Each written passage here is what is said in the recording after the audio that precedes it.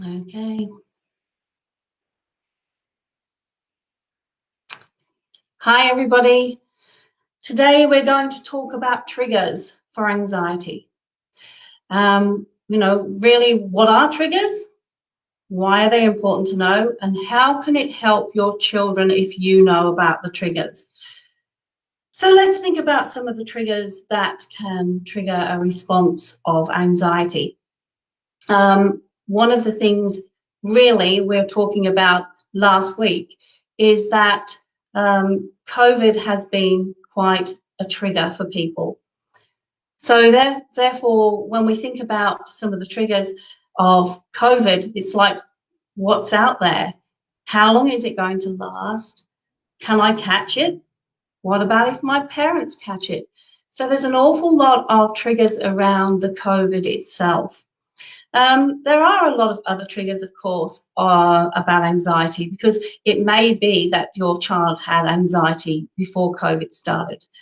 So when we think about some of the triggers, it could be a word, it could be an action, it could be something that they actually smell or taste.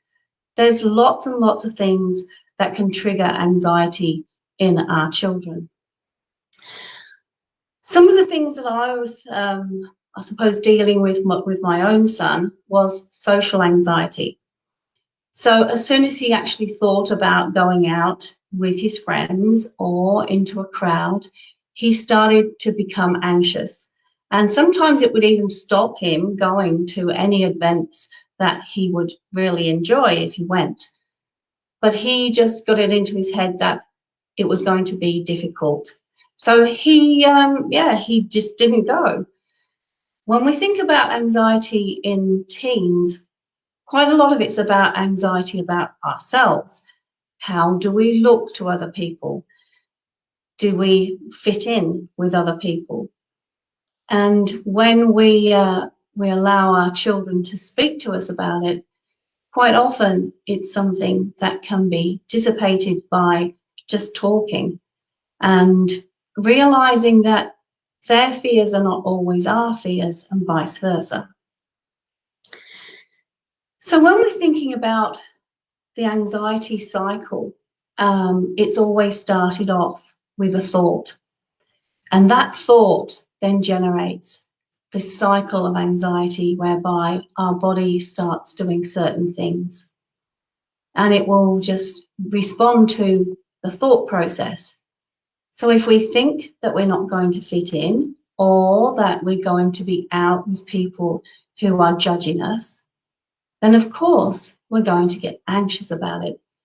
We start sweating, heart racing, and feeling as though we're just not coping with things. And our brain starts to actually go into this cycle of they can't focus on anything other than people are looking at me and judging me. So I'd like to just tell you who I am and why I actually am very involved in helping parents and teens with anxiety. Because I'm Benetta Wayman and I'm a hypnotherapist now. I used to be a nurse and I started this journey with hypnotherapy about 6 years ago. And it was when my son was in the throes of anxiety and starting to go into this depression that he felt, that I started to move closer into what the actual mind was doing. So the subconscious mind, when we think about subconscious and conscious minds, it's something that little is known really still about the subconscious mind, but there's more and more being talked about. So if you think that you have a child with anxiety, or you definitely know you have, or you have some friends or some relatives that also have this problem, I'd like you to get them involved with watching this program or talking to me about it, because, the more we talk and the more we understand what's going on, the more understanding we can become of our teens. So if you'd like to invite them to this TV program, I would love that too. I will try to obviously get back to you with any queries or anything that you'd like to know. So let's talk a little bit more about anxiety, shall we? And so many people think it's a mental illness, or that that person needs to be fixed, they're broken. The truth is that it's just an anxiety, I suppose, feeling, something that comes on when we're triggered by something that's already happened. So it's a memory of something that's happened. And it might not be the same thing. You know, it could be that they felt unsafe in a certain situation. So it could be that they were in a situation where somebody threatened them, or that, you know, they felt unsafe physically. So if they're in the same type of situation, that's when the trigger will occur. I did have a young lady who came to see me, and unfortunately, she'd been taking drugs with someone, and she felt very unsafe in that period of time. She felt safe until something happened whereby she was actually threatened by someone while they were taking drugs or when they'd taken drugs. So when she was in that situation, she had the smell of the drugs around her. And also somebody was wearing a hoodie, a particular type of hoodie. And she didn't realize that when she went out into the community, that if she smelled that drug, or if she saw somebody wearing something similar and there was someone she didn't know, she would get this panic attack whereby she felt absolutely, I suppose, frozen in the moment. When we actually looked at the trigger and she understood what was happening, she was actually much, I suppose, more in control of what was going on, because she could tell herself, that isn't this situation. I'm not taking drugs. If that person has, I can stay away from them. I can make choices now. Whereas in that moment, she was stuck. She was in a house. There were people around her. She couldn't get away. So when we sort of like know what that trigger is, we can be more in control of what's going on. As a parent, I'd like you to talk to your teen and try and decipher what that trigger is, or what those triggers are to their anxiety. The more we talk and the more we're compassionate and the more we don't use the words, the judging words, then usually our teen will start to talk to us and we can work it out. If not, I'd really like you to encourage them to see a therapist, someone who can go through those things with them. So I've got a question here. What's the best way to broach a conversation with a teen who's unable to talk? So thank you, Adair, for that question. I'd like to say that most teens, even though they say they don't want to talk, they will, if you allow them to just talk, I suppose, calmly in a situation whereby you're not being judgmental to them. You can go in with hey, I can see that you're feeling anxious, or I can see that you're feeling angry, or whatever those emotions might be. Would you like to talk about it? If they say no, say, is it that you wouldn't like to talk to me about it? What about you'd like to talk to a therapist? You know, they're only there to help you. Most teens are a bit reluctant at first when they come to see me. I must admit that when they come in the room, they're sort of like, oh, what's she going to ask me? Is she going to also be judgmental to me? And once they find out that I'm not, they start to open up. There's so many avenues for us to actually discuss things without being judgmental. Sometimes it's the words we use. And I know when I was actually dealing with my teen with anxiety, the first thing was, oh, can you just pull yourself together? And he would say, no, I can't. And say, okay, what shall we do about this? To give them support without actually being judgmental. And when I say judgmental, you might not think you are, because some of the words that we use are should and should. means that I think you should. What do they think they should do about it? So you say, could you try this? It's much better than should. But when you're thinking, I suppose, outside of the moment, it's a lot easier. When you're inside of the moment, then it's not so easy. You could, of course, apologize for not understanding. When we apologize, it means that we're not wrong, you're not right. What I'm saying is, in the moment, maybe I didn't use the right context, maybe I didn't use the right words, maybe I didn't quite understand the situation. And I think also to realize that teen problems are so much different from our own. When we've got mortgages to pay, we've got bills, we've got relationships, we've got work, we've got so many things on our plate. We tend to think that their problems are minuscule. The problem of being, judged by people, the problem of we're not good enough, we don't do enough, we're not perfect enough.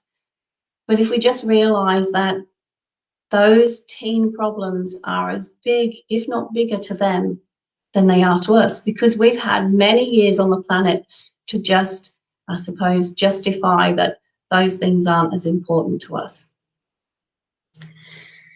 So let's just have a think about anxiety for a moment. And if you missed last week, we did talk about anxiety being a state of mind and body.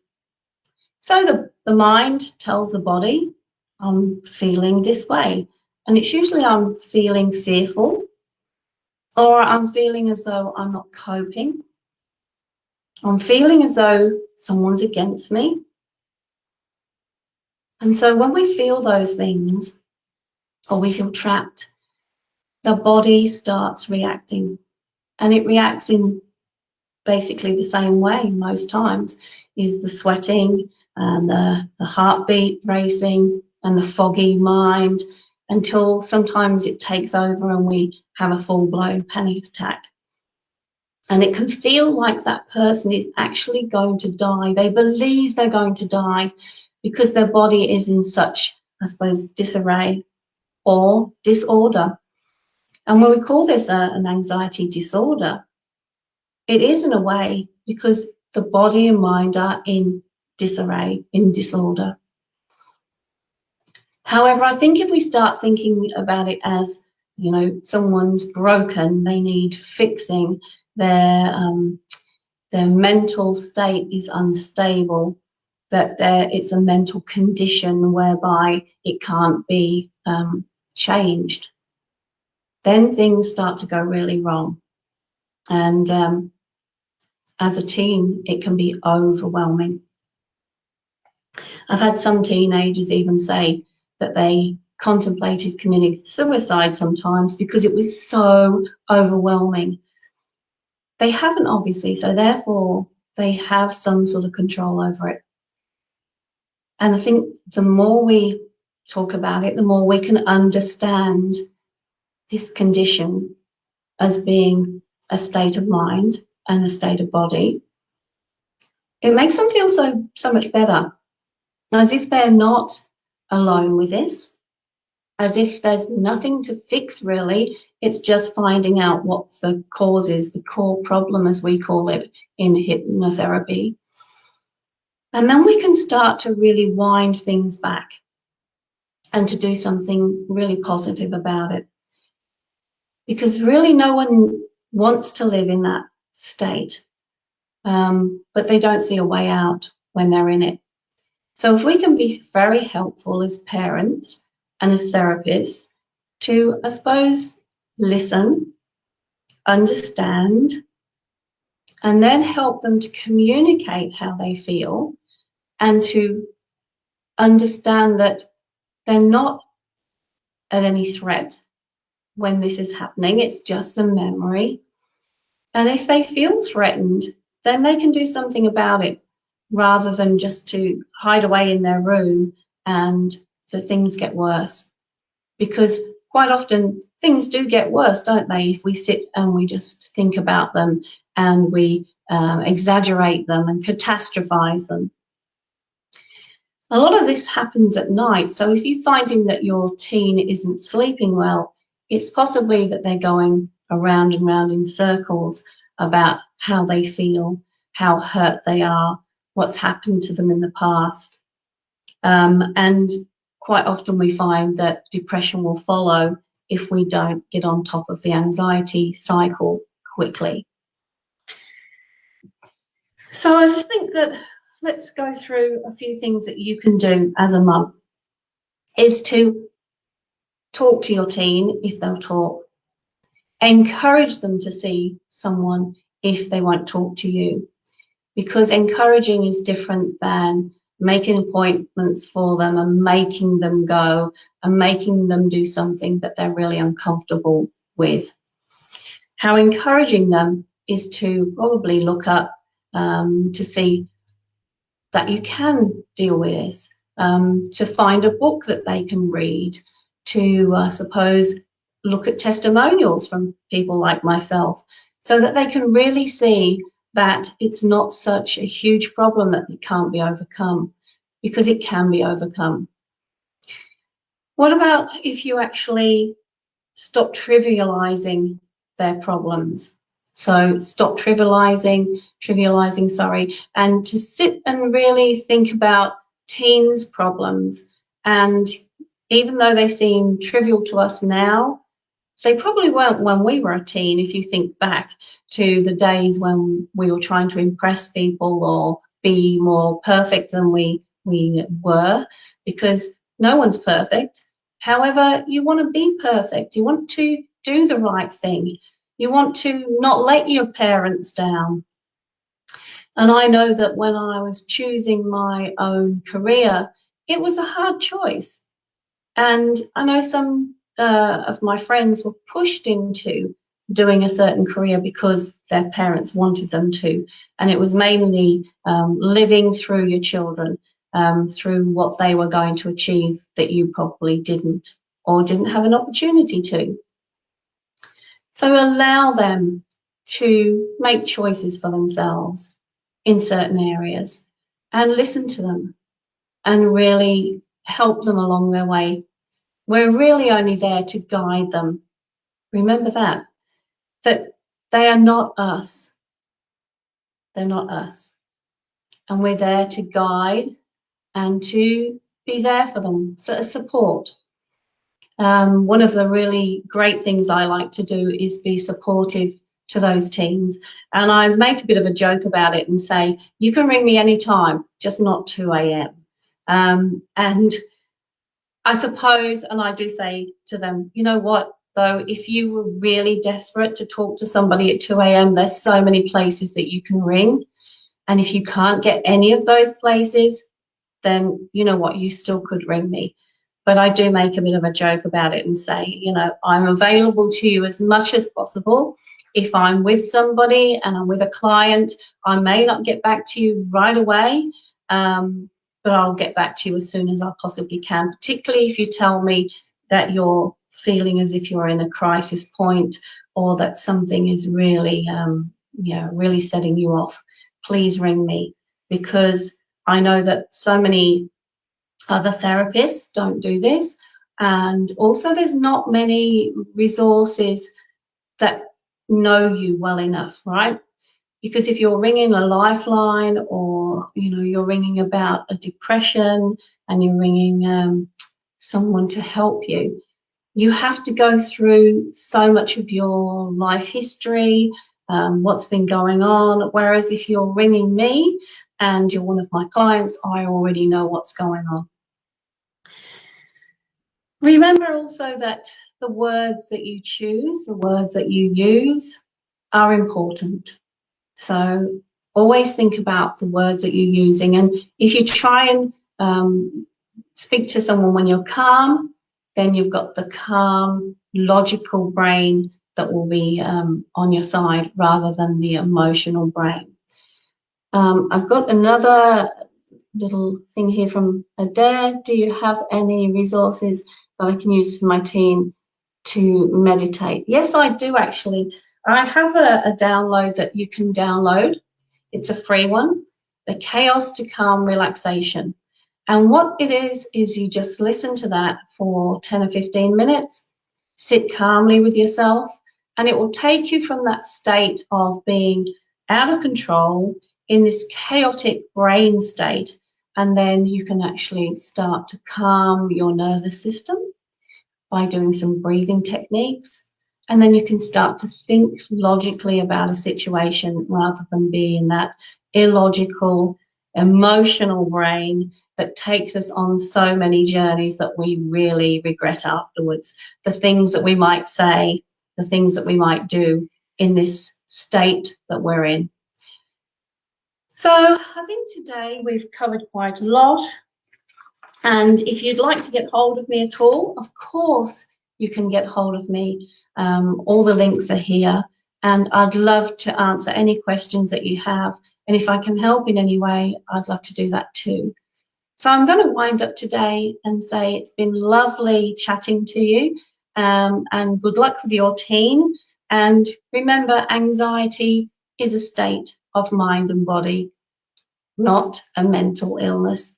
You're not broken, you don't need fixing, but therapy will really help you to understand yourself and your teen and be able to deal with things in a much better way. So I'll sign off now, and it's been lovely talking to you. I'll see you next week. Bye-bye.